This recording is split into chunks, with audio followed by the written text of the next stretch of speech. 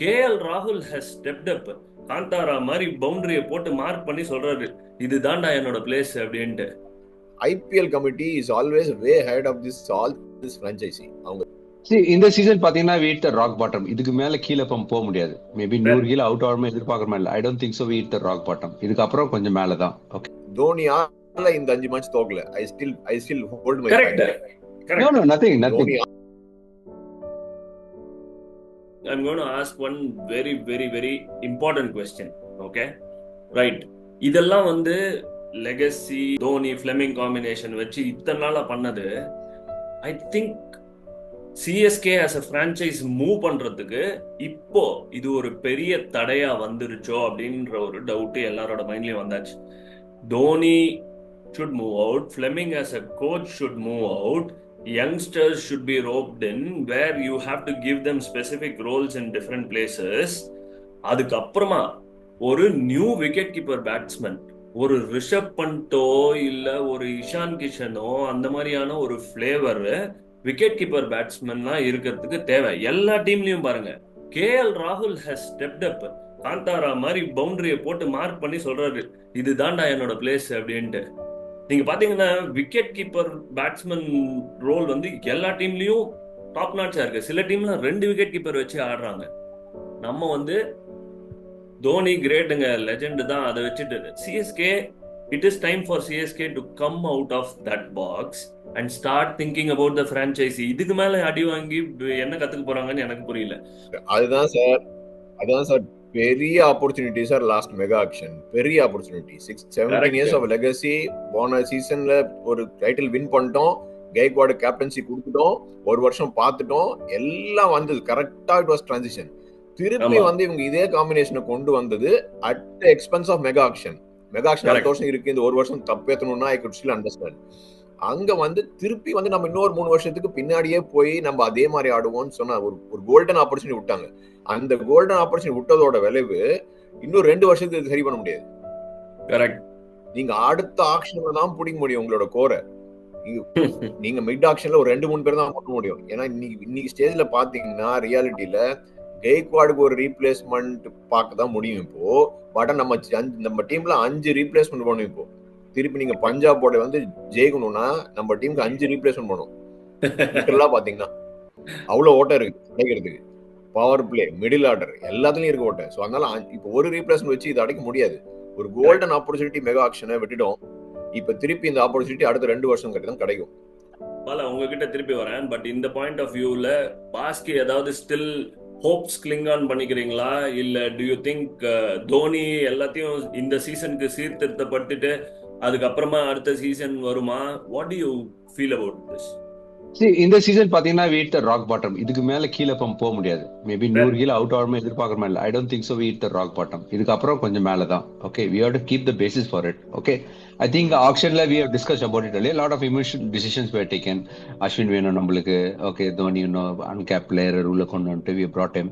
Okay, my take is that remaining matchesல, okay, I'm not talking about victory. Okay, at least try to see next seasonல யார் identify பண்ணி அவங்கள வைக்கணும்ட்டு. Okay, one gap is already always there. Backup keeper, we never had a backup keeper option யாருமே இல்ல. எடுத்து வச்சிருந்தோம் 2-3 பேரை சும்மா domestic players, uncap players like once Bedi was last year, there's another guy last year, but I don't think so we identified somebody. Okay, at least this gives an opportunity to identify boss next year Dhoni irka mattaru, this is the guy keeper we are identified one pannom, one more youngster we should be identifying it, then surround the team. If you remember number we have identified certain core players identify பண்ணி last few seasons 17 seasonல we used to play around them. அது மாதிரி ஒரு new கோரை we need to identify it. அது யாரு இந்த மூலமா hopefully Dhoni does that before he signs off this season. Suresh ரெய்னாவை ஆக்ஸ் பண்ண மாதிரியோ ஜடேஜாவை கேப்டன்சி ஆக்ஸ் பண்ண மாதிரியோ இந்த மேனேஜ்மெண்ட் தோனி மேல கை வைப்பாங்களா? சான்ஸே இல்ல. ஓகே பாலா, உங்களோட சான்ஸே இல்ல. தோனி தான் சார் மேனேஜ்மெண்ட். தோனி தான் சார் மேனேஜ்மெண்ட். தப்பா சொல்றீங்க. Dhoni தான் மேனேஜ்மெண்ட். தோனி தான் மேனேஜ்மெண்ட். இல்ல அந்த क्वेश्चन ஒரு இப்ப கூட சொல்றேன் நானு, இப்ப கூட சொல்றேன் நானு, தோனியால இந்த 5 match தோக்கல. I still hold my correct. No, nothing. IPL committee is always way ahead of all this franchise. அவங்க thinking to make this IPL பிகர்ல எல்லாரையும் ஃபுல் பண்ணிட்டு இருக்காங்க. இந்த பிட்ச் ஃபேக்டர் எடுத்தாங்க கையை விட்டு ஒண்ணு. இன்னொன்னு பாத்தீங்கன்னா இந்த டைம் எல்லாருமே இந்த பழைய டீம் எல்லாம் நான் ரீடைன் பண்ணுவேன்னு சொல்லி ரொம்ப சொல்லிட்டாங்க. 5 ரிட்டன்ஷன் வேணும், 6 ரிட்டன்ஷன் வேணும்னு. என்ன பண்ணாங்க, இந்த பிரைஸை தூக்கி 1 2 3 4 5ல 18 16 12 திருப்பி ஒரு 18 வச்சாங்க. So you have to spend 70 crore பண்ணி நீ வச்சுக்கோ, ரீடைன் பண்ணி என்ன பண்ணியோ பண்ணிக்கொண்டு. அதுல மாட்டினது நம்ம எம்ஐ எஸ்ஆர்ஹெச் எல்லாரும் 75 கோடிக்கு மேல ரிட்டைன் பண்ணாங்க. 3 பேரும் கீழே இருக்கும். அப்போ நான் அதை ரீடைன் பண்ணதால நம்ம வந்து நிறைய பிளேயருக்கு யங்ஸ்டர் அசுதோஷ் சர்மா இவங்க எல்லாம் ஒரு 3-4 crores தான் போனாங்க இந்த வாட்டியும். 3.5 crores. பிரியான் ஷாரியாவும் 3.5 crores 4 crore கீழே தான். நம்ம அவங்களுக்கு எல்லாருக்குமே 3 crore வரைக்கும் போய் நிறுத்திட்டோம். ஏன்னா நம்ம ஆல்ரெடி பர்ஸ் ஃபில் பண்ணிட்டோம் வித் 5 பிளேயரோட. 5 பிளேயர்ல 2 பிளேயர் ரிட்டையர்டு பிளேயர் ஆல்ரெடி. ஜெட்டு out of IPL, out of T20 international retired வச்சு எடுத்தே ஆகணும்னு அதையும் வச்சுட்டோம். ஸோ 2 இன்டர்நேஷனல் ரிட்டையர்ட் பிளேயர் மேல பண்ணதை வச்சுட்டு we could not go for youngsters. நம்ம கடைசியா திருப்பாத்தியும் கூட தான். கரெக்ட். ஸோ அதனால வந்து இட்ஸ் லைக் ஐபிஎல் கமிட்டி வந்து they have clearly played out that they want new churn out teams every 3 years so that IPL will be more interesting. அவங்க அந்த கரெக்டா புடிச்சிட்டாங்க. நம்ம அதுல இந்த 3 பெரிய டீமும் பழச பேசி கோட்டை விட்டோம். அடுத்த வாட்டி என்ன ஆகும்னா, அந்த ரீடைன் பண்ண டீம் இல்லாம ரீடைன் பண்ண டீம் கீழே இருக்கு. டிசி, பஞ்சாப், ஆர்சிபி இதெல்லாம் பெருசா ரீடைன் பண்ணல. அந்த டீம் இந்த கப் டைட்டில் ஜெயிப்பாங்க இந்த வருஷம். கண்டிப்பா அவங்கள 3 பேரும் அடிப்பாங்க. அடுத்த வருஷம் ஜெயிப்பாங்க. அப்பதான் அடுத்த மெகா ஆக்ஷன்ல இந்த ட்ரெண்ட் எல்லாம் மாறும். இந்த ரீடைன்ஷிப் எல்லாம் வேணாம் எங்களுக்கு. நமக்கு தேவையான ஒரு 2-3 பேர் வச்சுக்கிட்டு எல்லாம் புது கரண்ட் பிளேயர்ல ஃபார்ம்ல இருக்க பிளேயரை தூக்குவோன்ற ஒரு சைக்கிள் ஐபிஎல்ல மாறும். Probably yes. நீங்க சொன்ன மாதிரி IPL Council also wanted to look fresh teams winning it, not a rotation of Bombay CSK rotating around. The pitch point was one which is came in this year.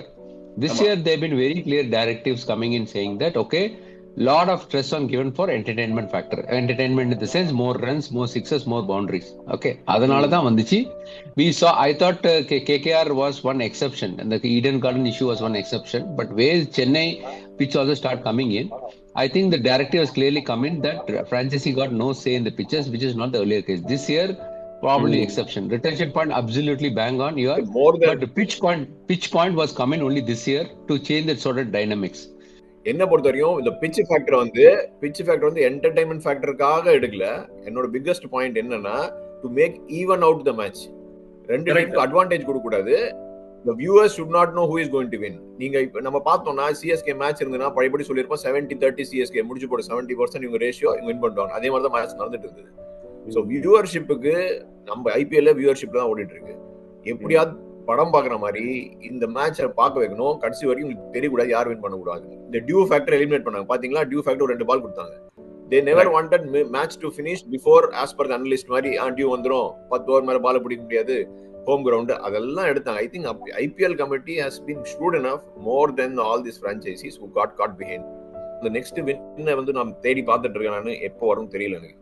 I think we hit the rock bottom. இதுக்கு அப்புறம் கொஞ்சம் மேல I think we should start building up for next 2 seasons. என்ன பண்ணோம் next 7 matches in the season is absolutely gone for a toss. Let's see. Hope. All right.